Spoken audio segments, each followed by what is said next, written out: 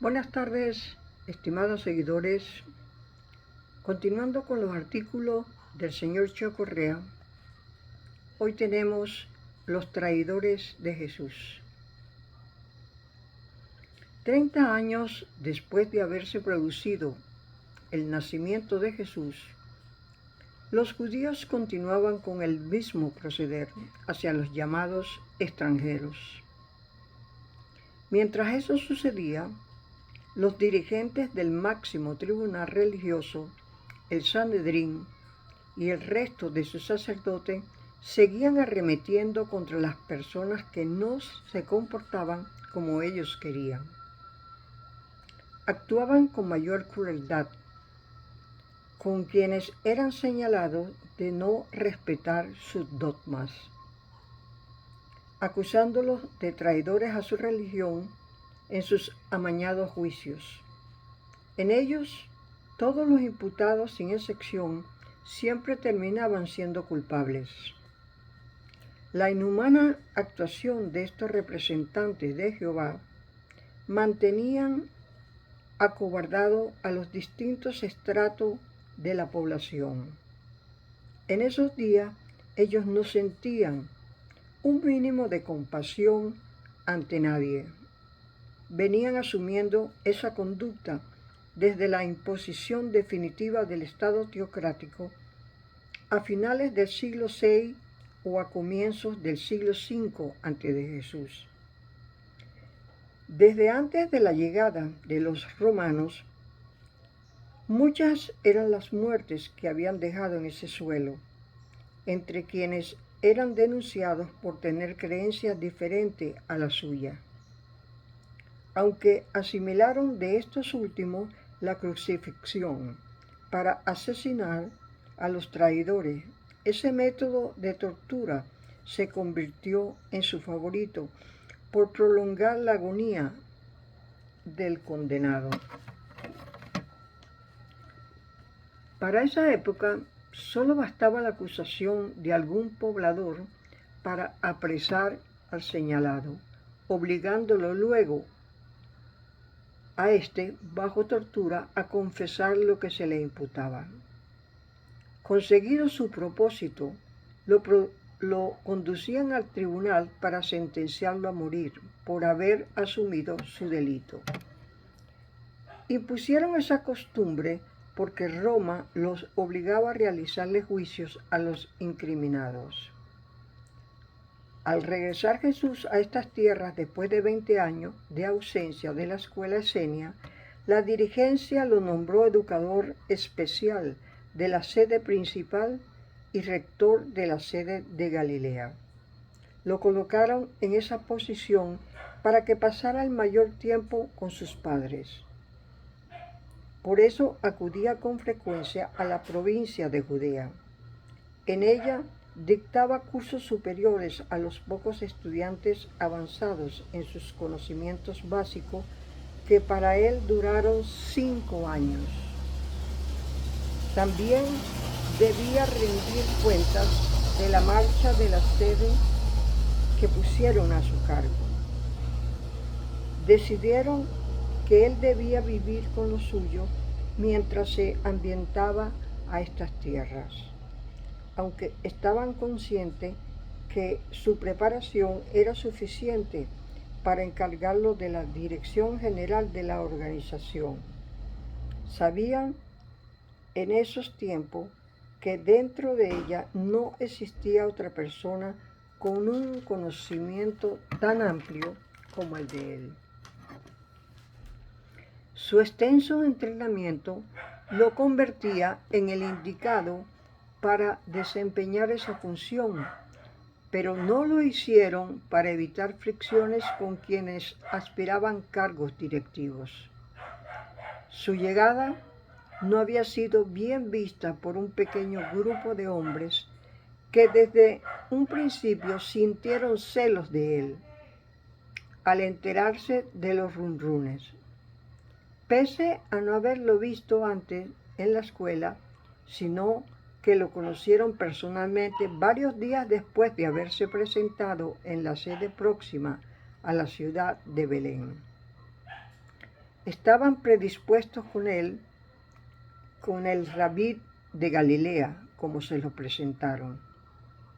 Si bien no dudaban de su preparación por saber que había estudiado fuera del territorio palestino, les parecía injusto que ese recién llegado los desplazara o les quitara lo que por antigüedad creían merecer. Antes de dárselos a conocer a sus posibles discípulos, se realizaron otras reuniones. En ellas, el consejo de ancianos, al que también pertenecía José, y el resto de los directivos le presentaron al recién llegado a los representantes de las otras dos sedes. Los delegados lo vieron de manera especial al hacerle todo tipo de preguntas que las respondió con la mayor facilidad, causando gran admiración en la mayoría de los asistentes e incomodidad a los demás. Sin embargo, ninguno se atrevió a decir nada en público. Casi todos los integrantes de esa institución tenían mayor de edad que Jesús, pero no más tiempo de actividad como creían.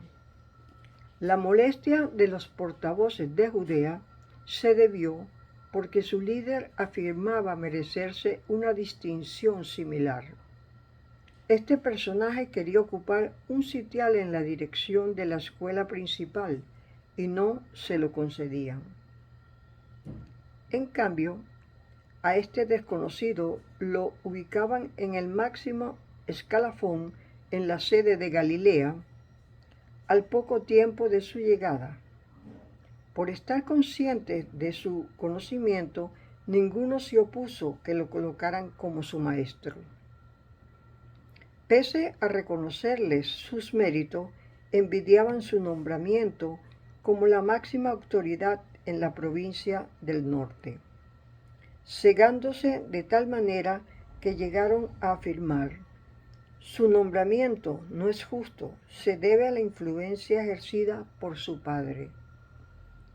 Intentaban que a ellos se les concediera un derecho de antigüedad que tampoco tenían, puesto que no estaban enterados de sus 25 años de estudio. Su enojo apenas lo podían disimular a duras penas ante los directivos y los consejeros que, al informarse de lo sucedido, les pidieron calmarse por la seguridad de todos. A los de la sede foránea los convencieron con relativa facilidad, relatándoles algunos acontecimientos de su niñez en la institución. No lograron el mismo objetivo con los liderados por un petulante de Judea. En el encuentro donde informaron sobre su nombramiento, Jesús aprovechó para hablar del movimiento ideado en su contra, evitando hacer señalamientos personales por no saber cuántos de sus compañeros estaban complotando en ese momento. No era prudente cometer un error que los pusiera en peligro. Fue muy enfático al decir que si alguien creía tener mérito suficiente para colocarse a su nivel, él sabría entender sus aspiraciones y lo apoyaría. Los ancianos se percataron de la realidad cuando el ponente pronunció burlescamente una palabra en particular, Cefas. Lo hizo para calificar con ella a quien solapadamente se colocó a la cabeza de los descontentos. Este era un hombre bastante impulsivo y de escasa capacidad de entendimiento, conocido con el nombre de Simón.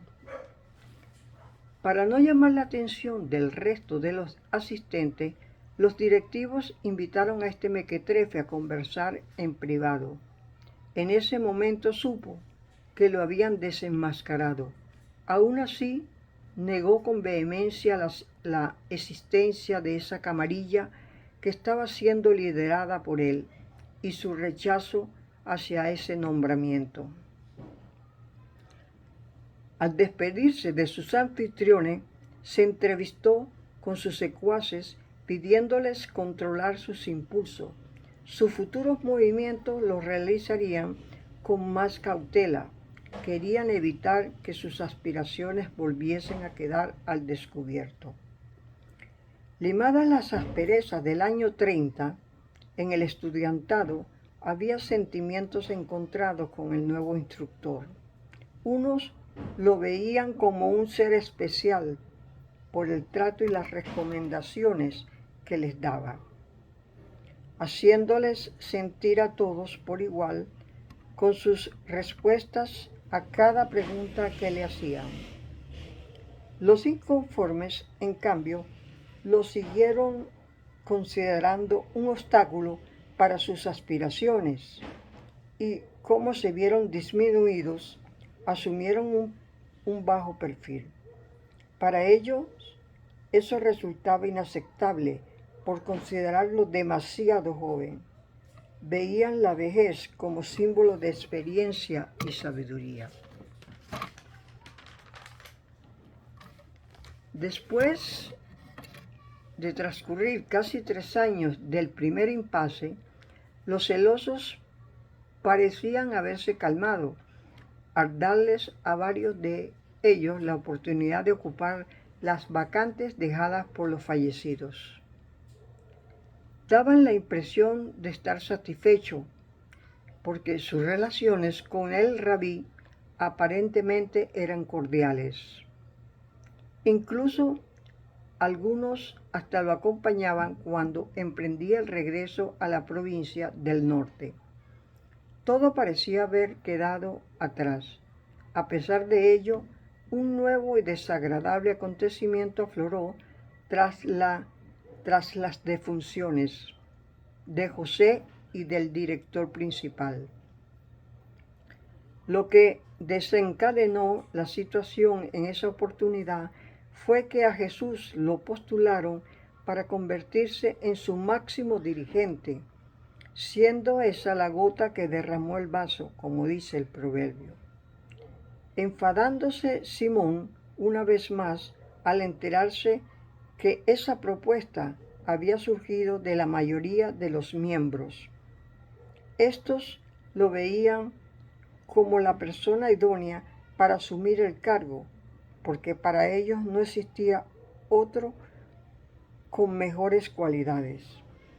La noticia resultó devastadora para este tunante, por creerse merecedor de esa distinción. Desde ese momento comenzó a conspirar en su contra para eliminarlo y ser él quien asumiera la dirección general. En esa oportunidad decidió actuar con cautela para no levantar sospecha de lo que tramaba. Estaba muy enojado con el Galileo, los consejeros y los otros directivos, pero deseaba evitar que se repitiera la situación anterior. Se reunió en secreto con sus compinches para impedir a como diera lugar que alcanzara ese grado. Tras varios días de buscar una solución, finalmente encontraron la ideal. Debían denunciarlo ante las autoridades de Jerusalén para que lo apresaran en el momento de emprender el viaje de regreso, porque no estaban dispuestos a permitirle que se saliera con la suya nuevamente. Esta es la primera parte. Continuaremos en otro video con la segunda parte.